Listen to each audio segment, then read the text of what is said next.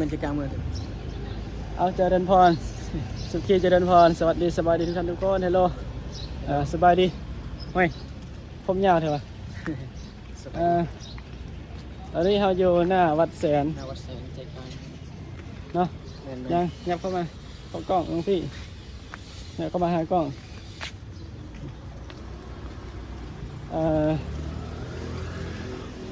อะไรเดินกลับวัด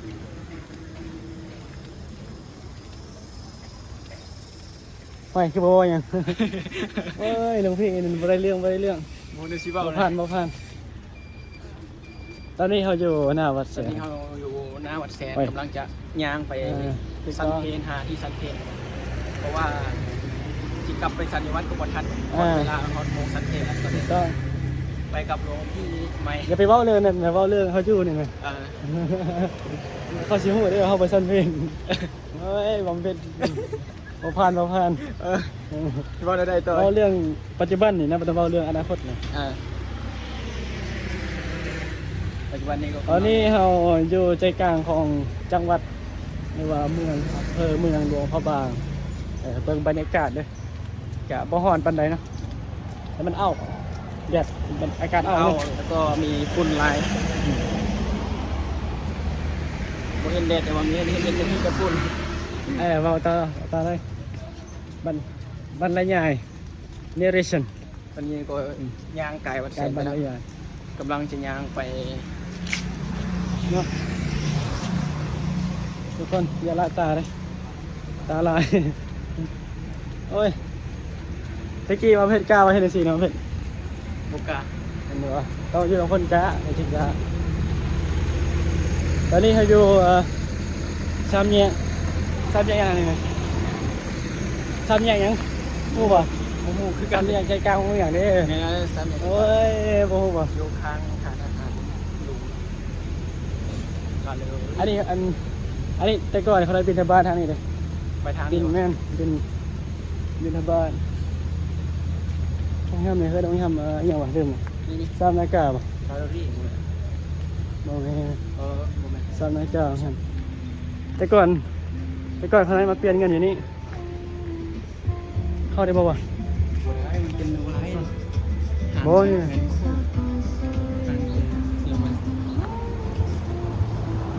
ให้มันอยู่ได้อยู่เอาได้เลยเนาะเดี๋ยวทุกคนจะพามาเบิ่งให้มันเป็นหางหวายมองไหม บ่ตัวนี้นะเป็นไงบ่อย่าบ่ตัวนี้นะเอาแกะสลักไปบ่อ๋อบ่แค้น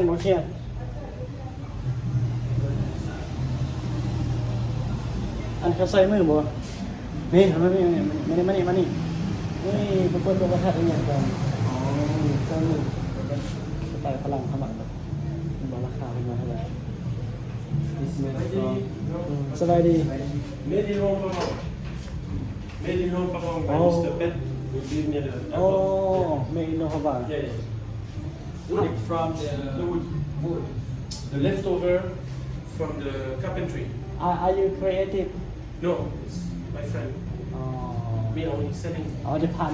นะ Yeah. You have explanation if you're in Laos here? Yeah. If you're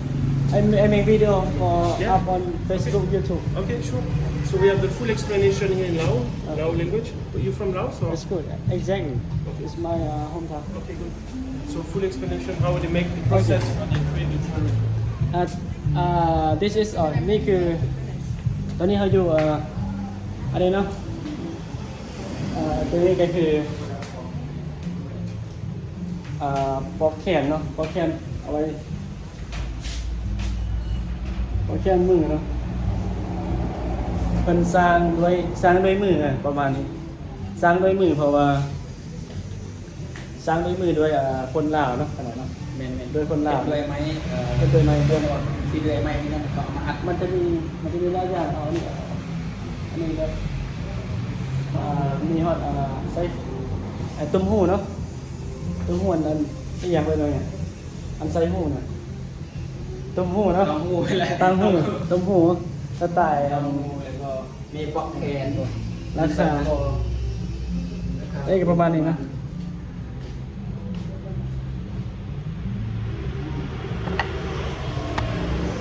ตอนนี้เขาอยู่ อะไรเป็นเกี่ยว อันห้านนี้จะใส่ขนาดห้านนี้จะใส่ อยู่ใจกลางเมือง ใส่กลางเลยอยู่ข้างห้องแฮม แมนอยู่ข้างแฮมแล้วก็อยู่ใกล้ๆวัดแสน อยู่หน้าวัดหนอง ยังไปประมาณอยู่หน้าวัดหนองยังไปประมาณ10 นาที ก็ไม่ใช่เป็นประมาณนี้นะอันนี้เป็นร้านขาย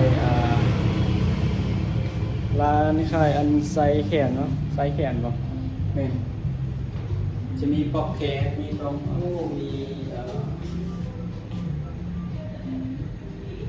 เมดอินลาวเห็นป่ะเมดอินลาว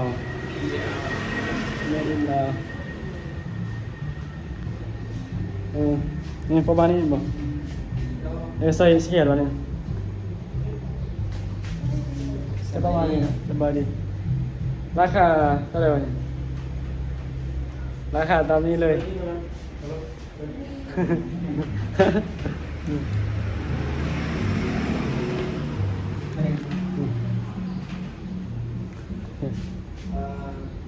อ๋อ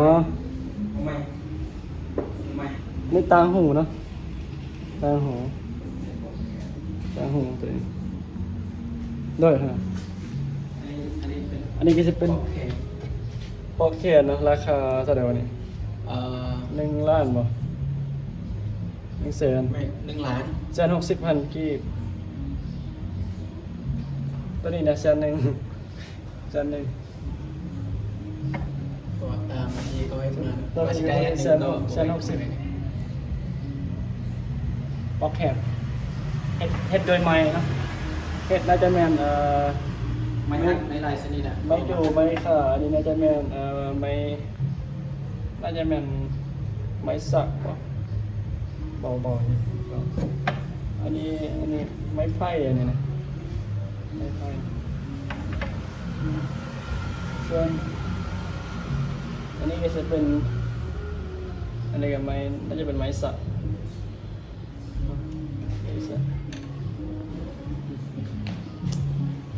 แล้วพี่ลองอธิบายมั้ยเนาะลองอธิบายมันอ่านตรงนี้ดิ อันนี้วะ มันเป็นฮานเครื่องประดับบ่ เป็นฮานเครื่องประดับที่เฮ็ดด้วยไม้วิเนียร์เกินไม้วิเนียร์หรือว่าแผ่นไม้บางๆนะแผ่นไม้บางๆที่เขาเอามาอัดติดเป็นแผ่นเฮ็ดเป็นแผ่นแล้วก็เอามาตัดตัวเป็นเส้นเฮ็ดไซโค มาแกะสลักเนาะ แม่นให้มันแกะสลัก และผ้าไหมเป็นต้นเนาะเพิ่นว่า แม่นแล้วก็ซักลวดลายใส่ที่แบบเฮ็ดจากธรรมชาติเส้นไม้เส้นเล็กๆน้อยๆเนี่ยเขาเอามาอัดเป็น เอามาเป็นของประดับเพื่อเป็นสิ่งที่ล้ำค่านะจากไม้ที่มันเป็นเส้นไม้น้อย ฝากสำหรับคนที่อยากจะมาเบิ่งเนาะก็มาส่งได้นะ มาส่งอยู่หน้าประมาณนี้นะอยู่หน้าหาดจะเป็นหาด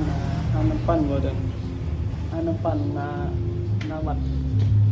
โอเคไปโอเคเข้าใจ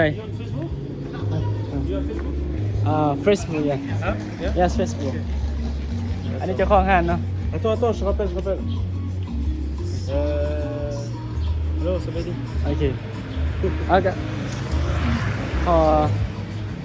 อปิดคลิปไอ้เพียงสักนิดก่อนบ่ ๆแอนเขาเป็นเควัน เอาขอเจริญพร